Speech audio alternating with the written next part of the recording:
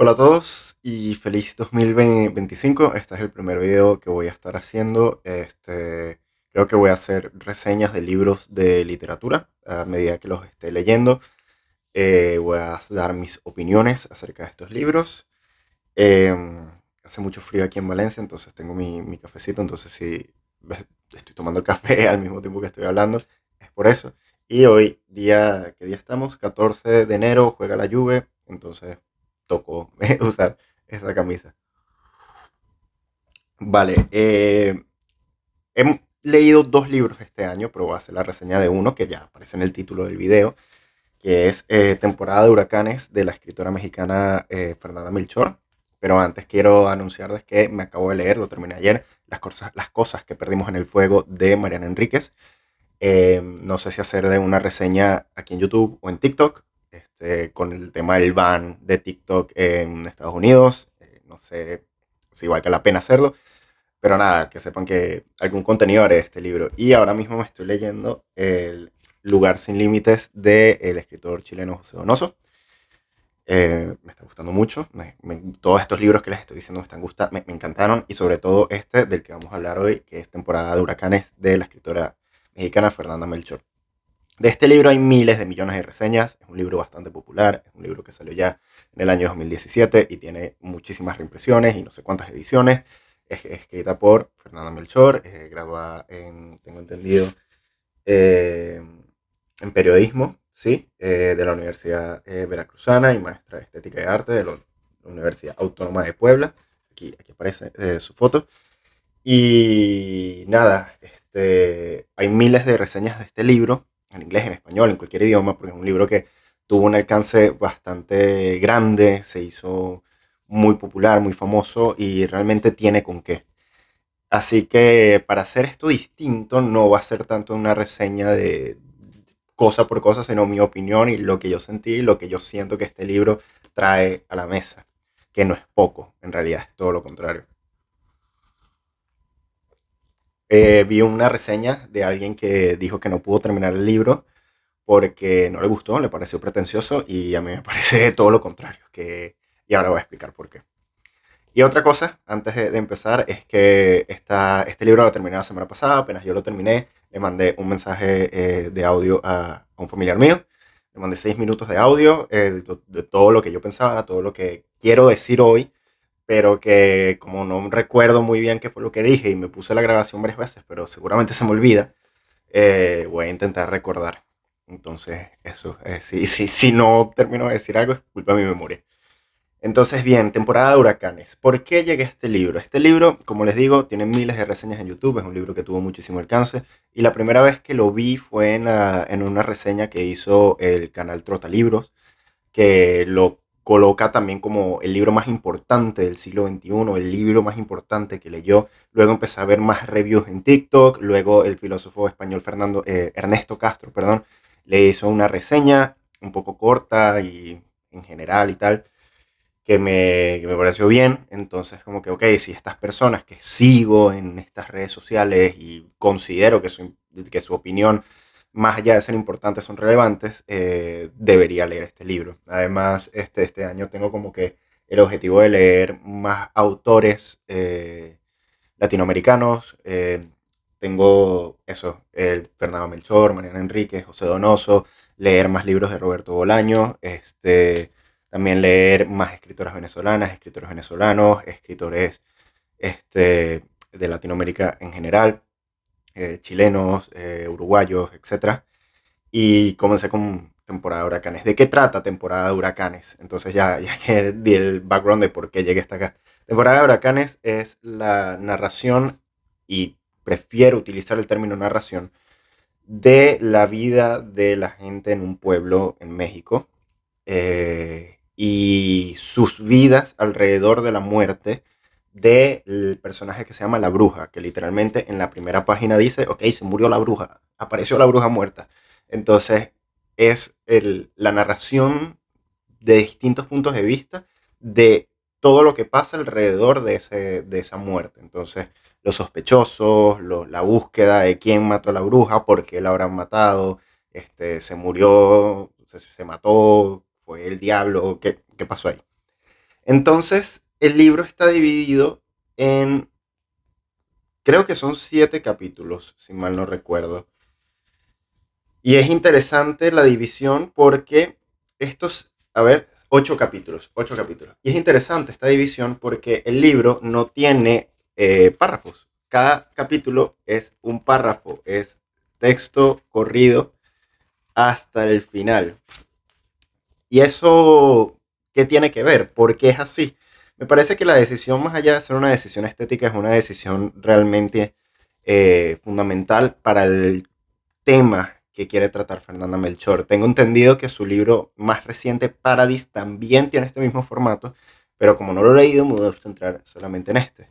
Entonces, es interesante ver cómo ella utiliza este recurso, no solamente para mostrar algo así como un fluido de conciencia, porque esto es muy normal, o sea, lo he visto, por ejemplo, en Virginia Woolf y también lo he visto, por ejemplo, en Proust, que los párrafos largos, donde hablan y hablan y hablan y hablan y hablan. También lo he visto en Javier Marías, por ejemplo, un párrafo muy largo donde explora muchísimas cosas. A mí lo que me sorprende es que el formato solamente puede ser explicado a través de los recursos que utiliza Fernanda Melchor. ¿Y cuáles son esos recursos?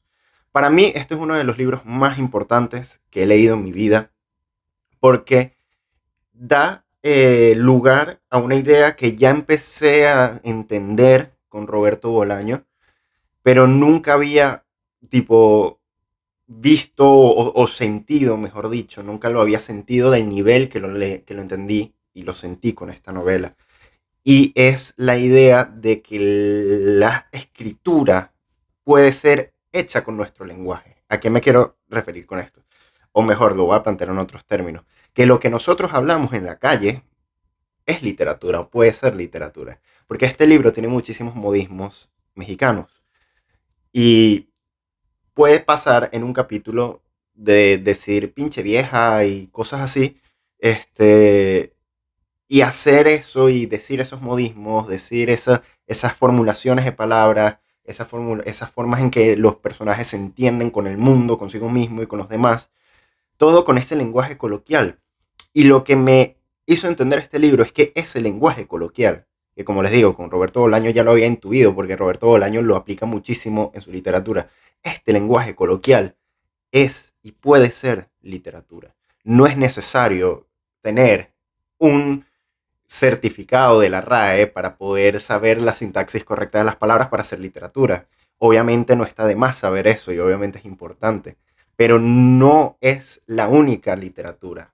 Puede haber literatura de lo cotidiano y esto es literatura de lo cotidiano. Otro autor que me ha recorrido la cabeza luego de leer este libro es Nicanor Parra, que Bolaño también lo menciona bastante. Es un autor que quiero leer justamente por eso, por su antipoesía, que es poesía de lo cotidiano. Entonces, este libro me enseñó eso, que nuestro lenguaje coloquial, las cosas que decimos en nuestro día a día, pueden ser literatura. Y eso me voló la cabeza. Y así como puede ser literatura, en estos párrafos enormes, que son capítulos y cada capítulo corresponde al punto de vista de un personaje, hay muchísimo juego literario. Hay historias dentro de historias, narraciones dentro de narraciones. Hay momentos donde el texto está en tercera persona, luego en primera persona, luego en segunda persona que te habla a ti y luego vuelve al punto de vista del personaje y así sucesivamente. Hay juegos donde vas del futuro al pasado, del pasado al futuro o al presente, a unos minutos antes y luego después, y todo enlazado con comas, puntos y comas, muy pocos puntos y seguidos. Entonces, en una misma oración pueden coexistir tres personajes haciéndote narraciones en primera persona, en tercera persona y en segunda persona, luego volver a una experiencia que tuvo un personaje con un cuento, con una aventura literaria y luego volver al lenguaje en primera persona, todo esto relleno de modismos mexicanos y sigue y sigue y sigue y sigue y realmente no te aburres, a pesar de que estos son capítulos largos y son solo un bloque de texto. La lectura es muy rápida, es muy sencilla porque es un lenguaje de la calle. O sea, no tenemos que aprender un lenguaje nuevo para poder entender este libro. Este libro habla nuestro lenguaje.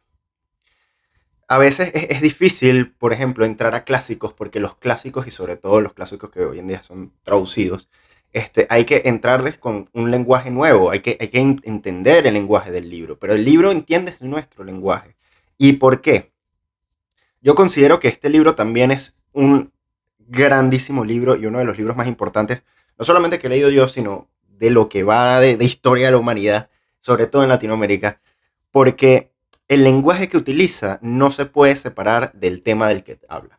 A pesar de que el libro se trate de la muerte de la bruja en La Matosa, que así se llama, me acabo de acordar porque lo acabo de leer acá, en La Matosa, que este pueblo ficticio de México, es el punto focal donde van revolviéndose historias sobre abusos sexuales, violencia física, verbal, psicológica, eh, cosas horribles que realmente no pensaba que la autora iba a ir hasta allí, pero lo hizo. Y eso fue lo más genial que pudo haber hecho. Una de las reseñas decía que Fernanda Melchor no aparta la mirada a lo horrible. Y es cierto, y lo narra. Y lo tiene que narrar con el idioma con el que nosotros hablamos, el idioma de la calle, el idioma de esta gente que vive en La Matosa, que es la gente mexicana y en general la gente en Latinoamérica, porque si no, no hay forma de acercarse a ello que quiere narrar. Si ella quisiera narrar este libro con un lenguaje perfecto, con una sintaxis perfecta y con sin modismos mexicanos y con una estructura regular de párrafos y frases así, luego 5 oraciones, punto y aparte, etcétera, este libro no hubiese funcionado, porque no se puede hablar del tema sin que la forma misma sea parte de ese tema que quiera expresar. Y es que no hay que ser tan inteligente para entender de que todo lo que dice Fernanda Melchor en este libro es una crítica al mundo en el que vivimos. O sea, este libro, a pesar de lo horrible que es, porque hay partes horribles, hay partes donde, o sea, yo lo más horrible que he leído fue La historia del ojo, y lo leí normal y esto lo tuve que parar porque tiene temas que para mí son muy sensibles, pero que sin embargo, al vivir en Latinoamérica, pude relacionarlo porque es fácil decir, esto fue horrible lo que leí, pero yo recuerdo a una amiga de mi mamá que le pasó algo parecido. Recuerdo a una amiga que nos contó algo similar. Hay situaciones realmente asquerosas, situaciones de peligro, situaciones horribles, pero que no son ajenas a nosotros. O sea, para mí no son ajenas, no porque lo haya vivido, sino porque puedo ubicar gente en mi entorno que lo ha vivido. Entonces, este libro es una crítica a todo ello, una crítica a la cultura de la violación, una crítica a la cultura del machismo, una crítica a cómo se ven los individuos homosexuales, cómo se ven a las niñas, cómo todo. O sea, este libro es no solamente literatura menor en tanto que no utiliza el lenguaje así general y con L mayúscula para poder escribir sobre algo y acercarse a algo, sino toma el lenguaje de la calle. ¿Para qué? Para hacer una clínica. Este libro debe enseñarse porque es el reflejo de lo que somos nosotros y con el lenguaje que usamos nosotros. Este libro es una clínica. Fernanda Melchor básicamente se sentó a describir lo que somos. Y este libro tiene que leerse para poder salir, para poder entender qué somos nosotros. Pero no qué somos en naturaleza, sino quién nos creó. Porque eso es lo que yo siento y lo que pasa con este libro.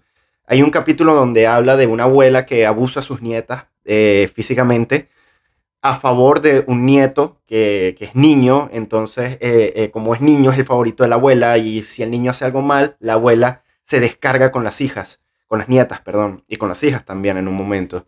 Pero luego te das cuenta, o si lo piensas un segundo, la abuela no está actuando porque ella sea así ya, sino que seguramente a ella la trataron igual. Seguramente ella fue una nieta de una abuela que tenía un niño favorito y fue abusada físicamente por ella. Y así el ciclo se repite, y así el ciclo lo muestra en este libro. Y este libro dice, mientras mantengamos estos estándares vamos a seguir repitiendo la misma historia.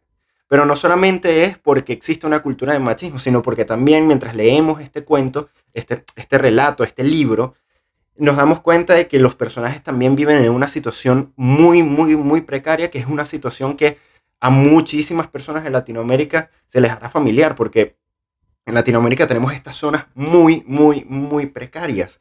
Entonces, esas mismas situaciones, esos mismos lugares permiten este tipo de situaciones. Que obviamente, mientras más precario el lugar, mayor se nota esa agudeza de las situaciones que pasan de forma horrible. Pero también en general, como les digo, es fácil identificar a las personas o a los personajes de este libro. Hay un epígrafe que a mí me parece impresionante, que he citado del libro Las Muertas, y dice: algunos de los acontecimientos que aquí se narran son reales, pero todos los personajes son imaginarios. Los acontecimientos, como les digo, sí pasan, porque es fácil ubicar a una amiga, a una tía, a algo que pasó, a alguien que tiene una historia similar. Y no importa quién sea el sujeto de la historia se sigue contando y sigue pasando. Y no puede ser escrita de otra manera sino de esta forma. Entonces, cuando Fernanda Melchor presenta esto, cuando el libro presenta esto, lo hace como una forma de crítica para no solamente cambiar nuestra forma de pensar, sino cambiar las condiciones materiales que nos obligan a pensar de esa manera. Este libro debe ser estudiado para entender la situación en la que estamos, porque si hubiese sido de otra situación, de otra forma, este libro no existiría. Este libro es una denuncia al mismo tiempo que es un síntoma. Y aquí vuelvo otra vez a Deleuze, que el libro, la literatura, es crítica y clínica. Es clínica en tanto que hace un diagnóstico de la realidad y a partir de ese diagnóstico genera una crítica que solamente es posible a partir de ella. Entonces, este libro, como literatura menor, es decir, como un libro que está escrito a partir de un lenguaje que no es el gran lenguaje, sino el lenguaje que hablamos en la calle, es el mejor ejemplo y el mejor diagnóstico que tenemos de nuestra realidad como latinoamericanos y sobre todo en México, que es lo que Fernanda Melchor quiere al fin y al cabo denunciar, que esta es la realidad que está pasando. Pero en ningún momento ella se coloca en una voz moral, porque eso haría que se perdiese todo el sentido, que perdiese todo el significado. Si ella en algún momento hubiese tomado posición moral y decir esto está mal, esto está bien, el libro pierde el sentido. Este libro va más allá del bien y del mal, en tanto que eso no representa, sino que hace fluir estos estados de cosas que ya pasan cada día y cada hora y en todo momento en nuestros países. Entonces, es gracias a eso que ella puede ir más allá del bien y del mal y no juzgar, porque si juzga pierde el sentido, si juzga se convierte en una racionalidad moral, sino que ella lo muestra tal y como es. Y no lo representa, porque esta ficción no es tanto una representación imaginaria, sino es una vida. O sea, es eso, los acontecimientos son reales, esto es vida. O sea, no me cabe ningún tipo de duda que esta historia, como dice el epígrafe, pasa. Porque yo sé que pasa, porque es eso, una historia de una amiga de mi madre, de una amiga de un amigo, etcétera, familiares, tíos, amigos, conocidos, historias que escuchas por allí, por donde vives, han vivido esto. Entonces, este libro es eso, te muestra la crudeza de las acciones, te muestra los pensamientos de las personas que realizan esas acciones, tanto de la víctima como del que perpetúa esa acción. Y nunca te dice que está bien y que está mal, pero tú te das cuenta de que no hay otra forma realmente de poder explicarlo sino así. Y es interesantísimo y es muy fuerte, pero al mismo tiempo es muy revelador. Y es eso, más allá de un mensaje de denuncias, un mensaje literario, en tanto que, como digo desde el principio, te muestra que se puede hacer literatura desde lo cotidiano. Y es justamente desde lo cotidiano que se puede recuperar o salvar esa cotidianidad y escribirla y mostrarla en todo su esplendor y en toda su estructura. Y hay momentos donde tú lees este libro y tú dices, pero no puedes, pero es cierto, esta es la mentalidad que utiliza este tipo de personas. Esta es la mentalidad que tenemos nosotros, de alguna manera reprimida o inconsciente, como ciudadanos de ciudades latinoamericanas o de familias latinoamericanas. Realmente es un libro que se tiene que estudiar, es un libro que se tienen que leer varias veces, aunque no creo que sea posible porque realmente es un libro muy fuerte, pero es un libro importantísimo. Yo creo que es el libro más importante que he leído en mi vida como forma y contenido de una situación que tanto ha afectado a las vidas de las personas porque es la propia constitución de su vida. No es un caso aparte, no es un accidente. La vida de muchísimas personas están configuradas como lo escribe, o como se escribe, o como se vive en este libro. Entonces, es muy, muy importante. Y léanlo. O sea, básicamente no tengo palabras y esto no dije spoiler ni nada porque no tiene sentido hablar de spoiler porque como les digo, mi objetivo en este video no era hacer una reseña de lo que pasa en el libro, sino qué fue lo que sentí yo con este libro. Y nada, léanlo si tienen la oportunidad. Si tienen la oportunidad de leerlo en español, muchísimo mejor. Supongo que sí. Aquí nadie me ve y la gente que me ve obviamente habla en español. Entonces, si pueden leerlo, léanlo.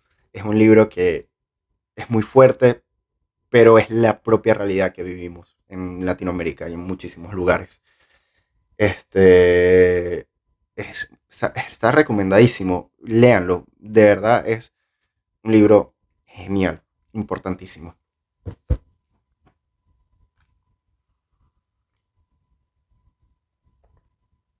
Me gusta esto de tomar café mientras hago los videos. Pero nada, eso sería todo entonces.